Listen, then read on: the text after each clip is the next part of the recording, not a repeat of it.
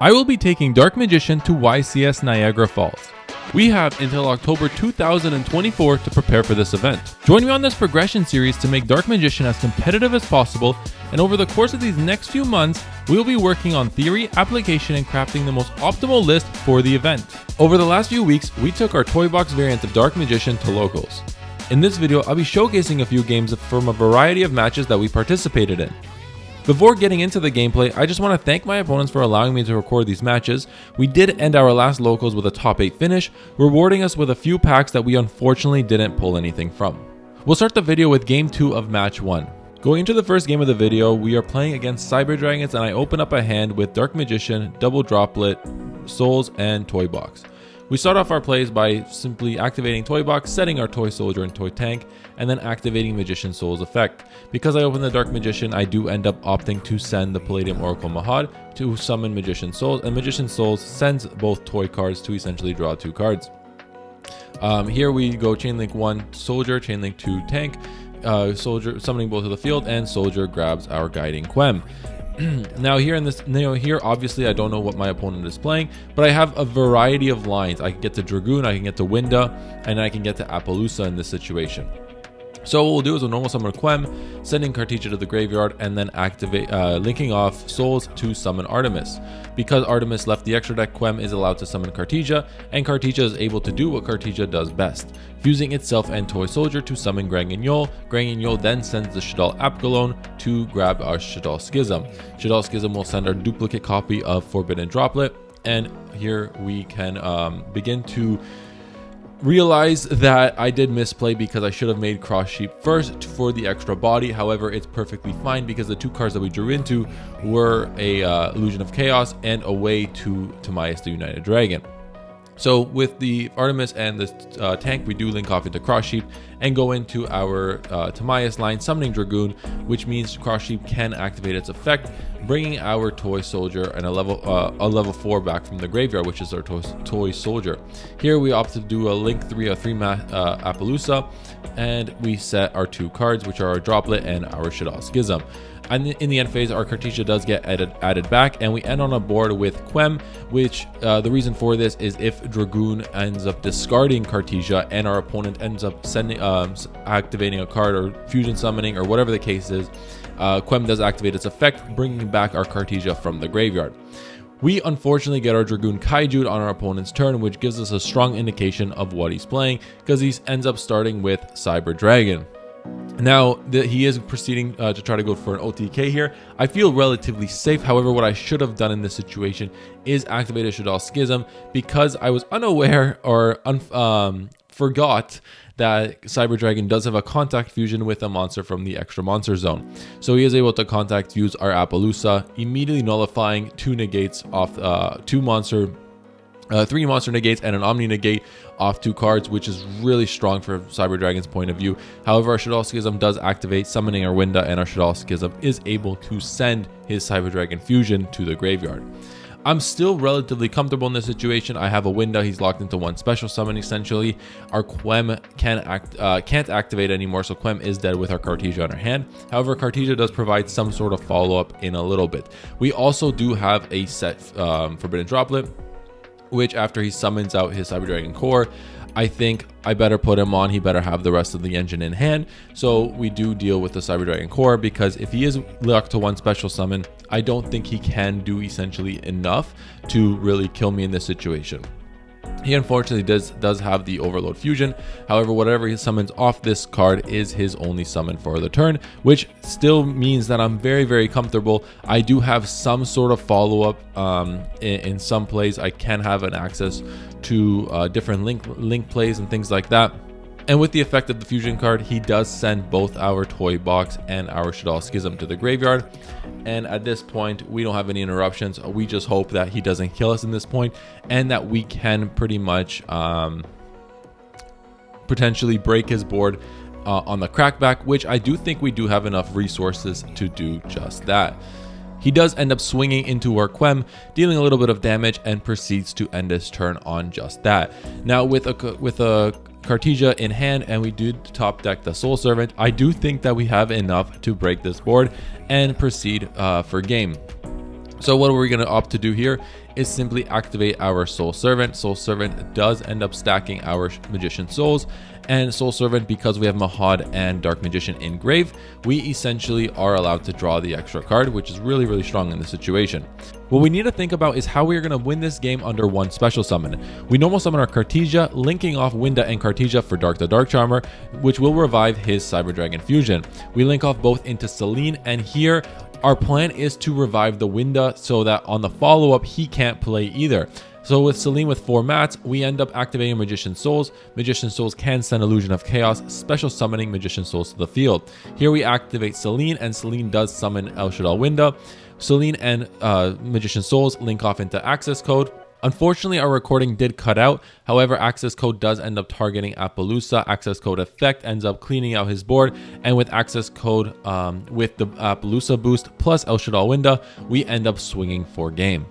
Match 2 of the day, we play against Momento. After an uneventful Game 1, Game 2, we open up Toy Box, Illusion of Chaos, Soul Servant, Ash Blossom, and Bestial Jerusalem. Having a hand that can actually play, we open up with Illusion of Chaos, grabbing Magician Souls. Magician Souls does end up sending our Dark Magician from deck to grave, and we proceed to follow up with Toy Box. Toy Box activates, setting both Toy Soldier and Toy Tank, and as you see in the last video and as you've seen from my combo videos, these lines are relatively the same. But I will go over my thought process as to what I'm doing in this situation. We are playing Momento, and I'm going to try to set up essentially the biggest board possible, as well as having the most amount of card advantage, right? Momento can play through a lot of interruptions, and they do have a lot of 1-card starters. So after Magician Souls does end up sending the 2 toy cards, we chain Soul Servant, stacking Mahad, which essentially allows us to grab access to another body on board, as well as turning Soul Servant into a draw 2 immediately, which is really strong. Toy Soldier does end up searching our Quem like normally it does. We are saving our Soul Servant draw to essentially thin the deck out a little bit more. Hopefully we can draw into more engine pieces after dumping cards like Cartesia from deck to grave and grabbing Shaddai Schism after we are doing the window play in this situation. Artemis is summoned, which means Quem activates, summoning back our Blazing Cartesia, and here we essentially are going to be drawing off the Soul Servant. The Soul Servant does end up banishing itself to draw 2 following cards. Our Cross Sheep, we do link off Artemis and our Mahad into a Cross Sheep to essentially get us another body when Cartesia does end up fusion summoning into Granguignol. Because Granguignol is summoned, chainlink 1 Granguignol, chainlink 2 Cross Sheep. Cross Sheep does summon back our Cartesia, and our Granguignol does send El Shaddai Apkalon from our extra deck to the graveyard. El Shaddai Apkalon does grab us our Shaddai Schism. We discard our Ash Blossom, which is one of the cards we did draw into, so we did have a second Ash in hand. We end up overlaying our Toy Box and Toy Soldier into Daigusto Emerald. Daigusto Emerald does end up summoning back our Dark Magician, and the reason for this is we have Cartesia on board with a Bestial Jerusalem in hand, which means on our opponent's turn we can pretty much Bestial one of their important pieces from the graveyard, summoning Jerusalem to the field, and then Cartesia can activate its quick effect to fuse itself Jerusalem and Dark Magician to make a Red Eyes Dark Dragoon with a Jerusalem pop, which is really strong in this situation. And it doesn't really hinder our game plan as much because we can still do what we want to do in terms of making Appaloosa and things like that. The last card we did draw into was the Wanted, where we just activate it. We do summon our Diabellstar, and we proceed to set Sinful Spoils of Doom as an alternative way to interrupt our opponent. Our Appaloosa does have a few negates on it, and we pass our turn with our Sinful Spoils of Doom and Shaddai Schism set. Our opponent does have the Book of Eclipse, which does force me to hit him with the Ash Blossom, which is a play you can do because Book of Eclipse does let you draw. You can Ash it to prevent your cards from flipping face down. I need my cards face up to resolve the Bestial Jerusalem summoning, as well as the Cartesia fusing with Dark Magician. So he ends up activating reinforcements of the army, grabbing his Memento Dark Blade, and here essentially I am going to he's going to activate its effect to pop a card. We chain Sinful Spoils of Doom, targeting our Diabellstar and then sending his Dark Blade. Without his normal summon in this situation, I think that we're in a very comfortable spot to win. We still have several negates on the Appaloosa as well as Dark Magician. He ends up revealing the horse. The horse summons itself. We end up Bestial Jerusaleming the Dark Blade to essentially get that Druid Storm in rotation in case he does have any quick effects that can deal with the Cartesia, just so we have a pop on board, as well as getting a Dragoon in this situation. He activates the effect. We are essentially going to negate it with the Appaloosa. He proceeds to battle phase, where in the main phase we activate Cartesia's effect to simply fuse off our Druid Storm into our Dragoon with our Dark Magician. He ends up passing his turn by setting 2 cards. And here we are just figuring out a way to put lethal on board, which isn't really difficult because we are just going to go into the access code. However, we are baiting any further negations, as well as any potential follow-up if he does end up stopping this assault. So essentially here what we're going to be doing is just linking off our Appaloosa and our Cartesia into a access code and proceeding to access code target our Appaloosa, which does provide lethal. Our access code does end up cleaning up his board by popping his 2 back rows, and then access code and Dragoon swing for game. Going into our final showcase of the video, we are going into game 3, round 3, I believe, against White Forest Runic. Our opening is suboptimal with Toy Box, Toy Tank, Magician Souls, Quem, and Dark Magician. However, with a suboptimal hand, I do think that we ended on a pretty decent board, and I wanted to showcase it. We activate Magician Souls, sending Palladium Oracle Mahad, as Dark Magician is not an option in this situation. We follow it up by activating Toy Box. Toy Box sets both copies of Toy Soldier from deck to our Spell and Trap card zone, where we set our Toy Tank from our hand because we are able to do that. Magician Souls does end up pitching both the toy cards, summoning them to the field for 2 extra draws. Our Toy Soldier does grab us our second copy of Toy Box. We could have searched Blazing Cartesia, however I felt like we needed the extra card in hand, and we do get access to Cartesia anyways through Quem that's already in our hand. This isn't very optimal, but it is a line, and we pretty much just guarantee ourselves extra cards in hand to generate more advantage later on. We normal summon our Quem and proceed to link off our Magician Souls, which is relatively standard in this line of play, to summon our Artemis, which does end up activating Quem. Quem allows us to summon back our Blazing Cartesia.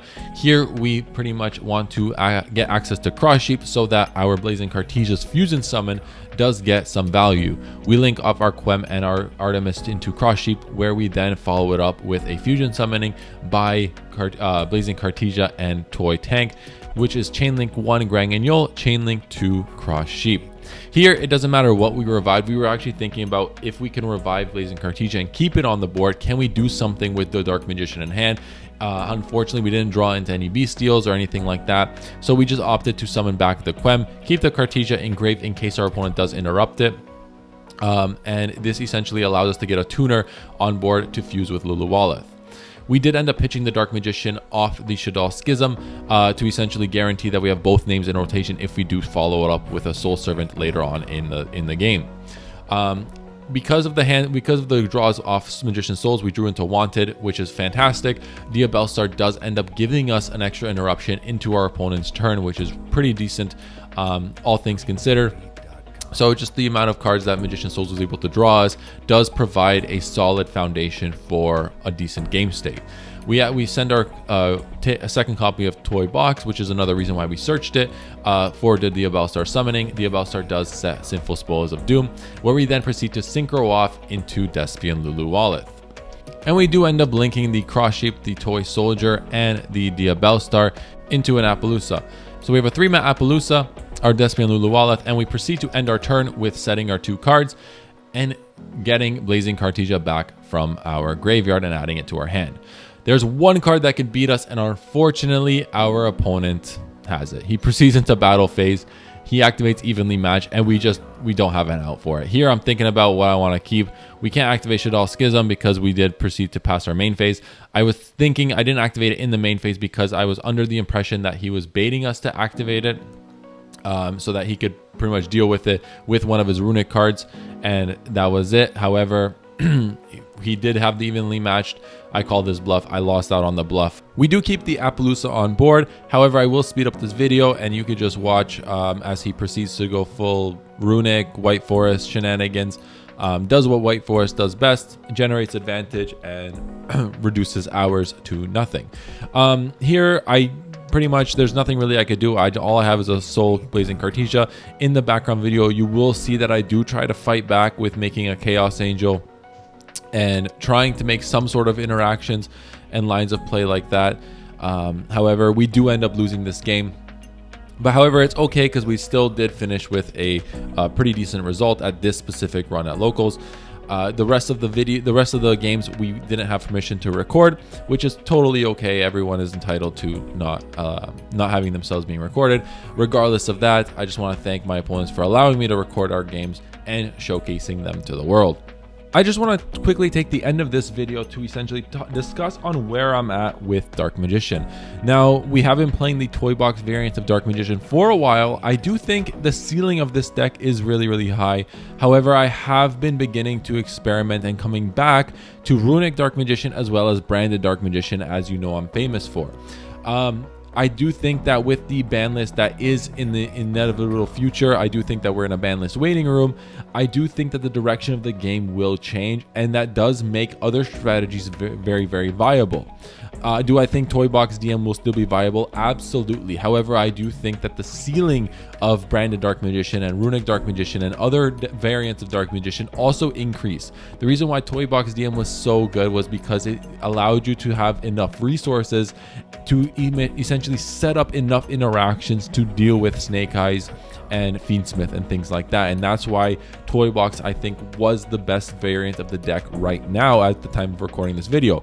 However, with the ban list upcoming, I do think that there are other avenues that we can explore with Dark Magician, and I'm very excited to begin working with you and the rest of the community on figuring out what the most optimal way to play this deck going forward. Remember, we are taking this deck to a YCS and it needs to be ready, so expect more videos in from me in the future in regards to making Dark Magician as competitive as possible. For the time being, I just want to thank everyone for watching and have yourselves an amazing day. Bye.